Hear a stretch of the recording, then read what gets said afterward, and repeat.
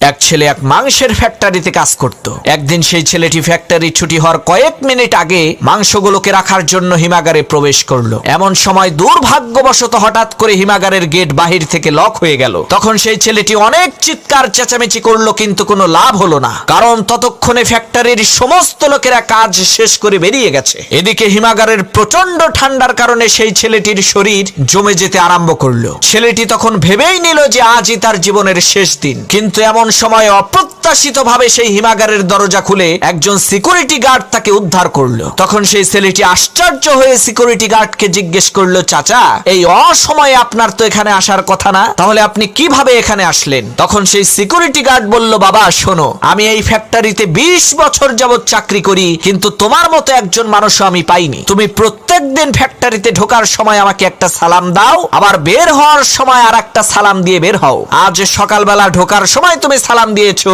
কিন্তু বের হওয়ার সময় তোমার সালামটা আমি পেলাম না। এই রকম তো কখনো হয় না। তাই আমি চিন্তা করলাম নিশ্চিত তুমি এই ফ্যাক্টরির ভেতরেই আছো। তাই আমি তোমাকে খোঁজা আরম্ভ করলাম। খুঁজতে খুঁজতে এসে দেখি তুমি এইখানে আছো।